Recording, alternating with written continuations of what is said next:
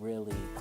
Coming up on this edition of the Newsfeed, we discuss the controversy surrounding Dr. Charles Murray and his lecture series linking intelligence to race and ethnicity. Plus, we take a look at some of the special hotel rates in the surrounding area as spring commencement approaches. And with their recent success on the court, Virginia Tech men's basketball is gaining support from the surrounding community. These stories and more are just ahead.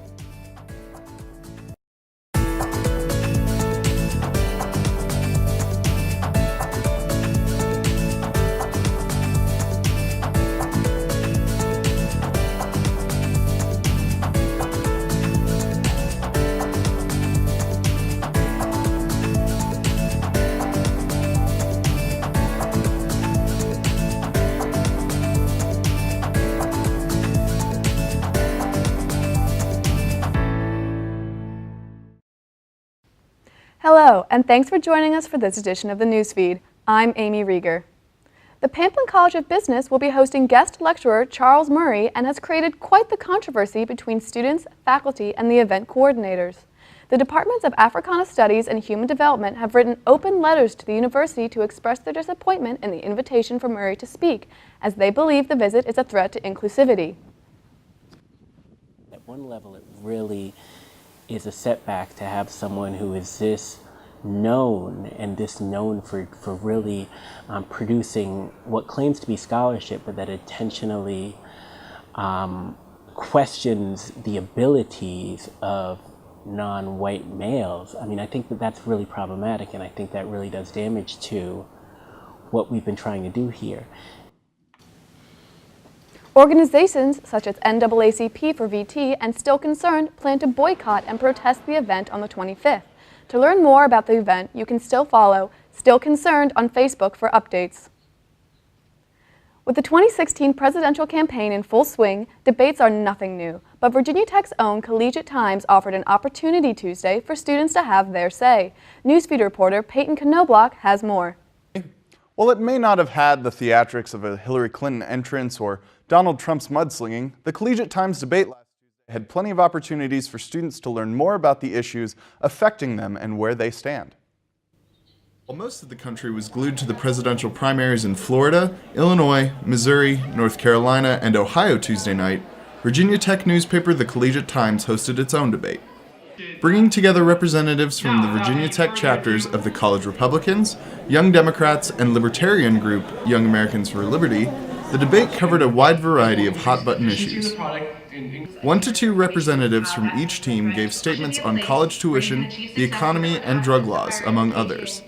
Immigration reform and police brutality were perhaps the most heated of the discussions, garnering strong reactions from the crowd. Too many young children die every year, and this is a reality, and it might not be for some of us. Despite tensions, Tech freshman Ian Alvarado said this debate was more professional than the presidential debates on TV.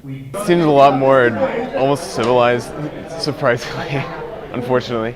Alvarado was one of approximately 200 people in Squires Haymarket Theater, who were joined online by about 200 more viewers on the live streaming site Periscope. Collegiate Times editor-in-chief and debate moderator Ricky LeBlue stressed the importance of informed students in an election cycle. More so, millennials need to be informed about the issues. They need to not just get all their sources from, or their information from one source. And I think going to things like this really help facilitate that information search. Now, no formal winner of the debate was declared, so students who were in attendance will just have to weigh the performances and decide for themselves. Back to Amy at the news desk.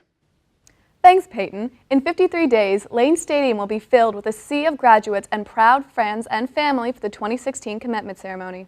Hotels in the surrounding area are taking full advantage of the impending crowds for that May weekend. Newsfeed reporter Michelle McKelvey has more. The class of 2016 has approximately 5,000 students, and that means nearly 5,000 families will be flooding into Blacksburg in a few short weeks. While the town of Blacksburg is mainly quaint and residential, there are quite a few hotels for visitors. However, finding a hotel for graduation can be quite the challenge. For graduation weekend, many hotels have some restrictions. For example, the Inn at Virginia Tech, a modern hotel located right on campus, only allows rooms to Parents Club members. The general manager of the inn, Tom Shaver, says Parents Club is sort of like a rewards program. It's free to join, and when families join, we track how many times they visit and stay at the inn during their students' tenure here at Virginia Tech. And then on a priority basis, based on how many times they've stayed here, we release rooms for graduation to those folks. On top of certain restrictions, most hotels in the immediate area also have a minimum stay requirement, meaning that visitors have to stay for at least 2 or 3 nights. Megan Mitchell, an employee at the Courtyard Marriott in Blacksburg, says she deals with the wrath from customers, even though it's their management's doing. From a business perspective and just revenue management that's handled all through Marriott and above our property, it's a good business move. For those interested in booking a room for graduation, planning in advance is key. The employees I spoke with said not only do rooms go on sale a year in advance, but they sell out just as quickly. Reporting for the newsfeed, I'm Michelle McKelvey. New businesses are set to open in Blacksburg this summer, but there are mixed emotions about how they are being built. You may have seen construction along Price's Fork Road where a Holiday Inn once stood, a development that will include a pharmacy, 2 hotels, a tropical smoothie, and a Panda Express is being built on the vacant land. Many people have shown excitement about the new additions to the town. I'm really excited about it because we have both of those back home, and it would be just like a touch of home here at Tech, and I feel like it would be a great addition to our community. Others have expressed concern, specifically over the Panda Express. It will be connected to the building, but will have a drive-through, raising red flags with local residents. Many people have said the drive-through will be heard from their homes, disrupting their normal routines. A town meeting was held to discuss the matter. As a result, the town council restricted the hours of the Panda Express to 7 a.m. through 9:30 p.m. on weekdays and 7 a.m. through 11 p.m. Fridays and Saturdays to accommodate locals. Just ahead on the newsfeed, community members and students alike rallied behind the men's basketball team with their recent success.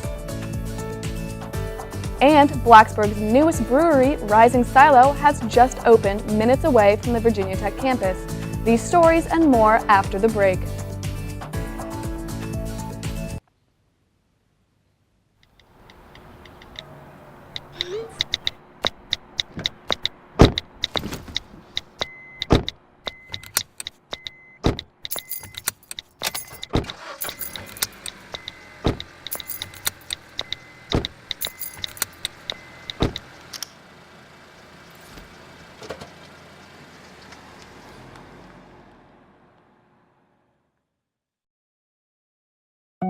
They told me a bottle couldn't dream, that I would never become a superhero.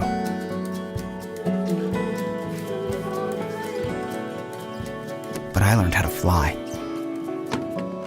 just to come back in a new disguise and be the hero that I've always wanted to be.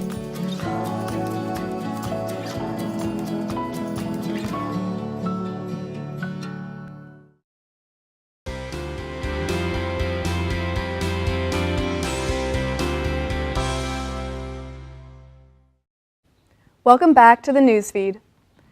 Most people know Wallace Hall as the home of the Child Development Center and the Department for Human Nutrition, Food, and Exercise. But deep in the basement of the building lies one of Virginia Tech's hidden gems, the Fashion Department.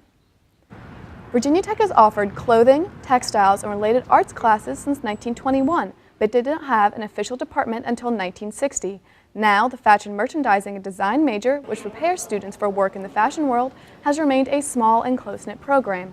Anna Boggs, who is currently in the process of setting up her senior show, enjoys the size of her major and the many interesting classes she has to take. There's like a apparel production class, which is sewing, like learning the basics of that. I've taken a pattern making class.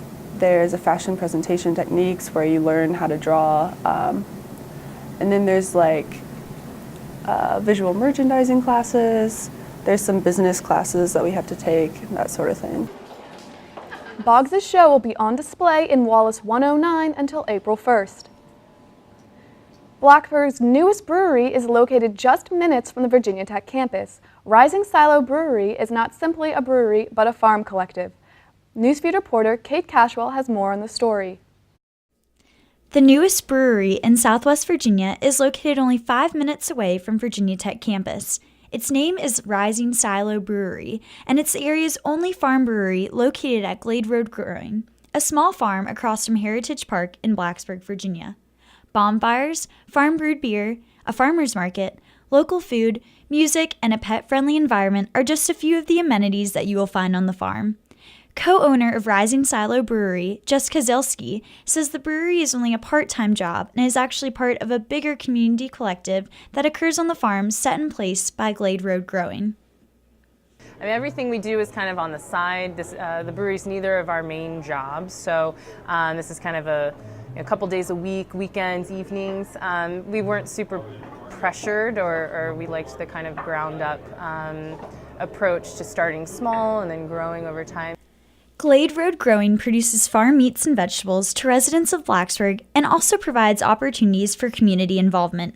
Senior student Catherine Weber simply loves the environment of the farm on Friday nights. I'm not a huge fan of beer, but I actually really enjoy their environment there because the people are nice and they have really great music. Whatever the attraction may be, visitors to the farm will find something unique when they visit Glade Road Growing. Reporting for the newsfeed, I'm Kate Cashwell. More information can be found at risingsilo.com and gladeroadgrowing.com. The Virginia Tech men's basketball team is coming off an impressive regular season, finishing 7th in the ACC after being projected 14th. The team also earned a bid to the National Invitation Tournament, where they hosted Princeton in the first round of play. Newsfeed reporter Delia Moresco caught up with the team and athletic staff about the rise of community support and how that has affected the team and their success this year. The team's success and hard work this year has not gone unnoticed by the Virginia Tech and Blacksburg community, which can first be reflected by the rise of ticket sales. I think they're up this year for overall, especially in the conference schedule. It's been really good. We've had a great turnout, and I think the students have turned out better than they have in the past, which is really good. Although the Virginia Tech community is very supportive of their athletic teams, oftentimes it can take a more successful season to get the student community more involved. Definitely, like kids around campus, like coming up and telling you a good game or etc. The basketball program is really starting to like turn around. We're gaining a lot of support. The team has not always been the most successful, especially given the difficult ACC schedule. However, Blacksburg community members noticed something special about the team this year and the effort they bring into every game. They come out there and they play maximum effort all the time, and you can tell, especially recently, that they really enjoy playing together. They tap out all of their energy each and every game, and it's fun to watch. Virginia Tech students think so too. The student section has been livelier than ever this year due to the work of the student section executive board. This weekend when we hosted Miami, I was walking away and I could still hear the crowd in the Lane Stadium parking lot. So it's really cool to be able to know that we kind of have somewhat a part in building this new culture. The increase of community support is promising for the program as it looks to build momentum from this past season. Reporting for the newsfeed, I'm Delia Moresco. The men's basketball team beat Princeton in the first round of the NIT in front of an enthusiastic Blacksburg crowd. Although the team ended its season in the second round against BYU, the rise of community support is a step in the right direction for the program. That'll wrap up this edition of the Newsfeed. If you have a story idea for the Newsfeed, let us know. Send us an email at thenewsfeednrv@gmail.com. And as always, you can connect with the Newsfeed on Facebook and Twitter. Thanks for watching. I'm Amy Rieger.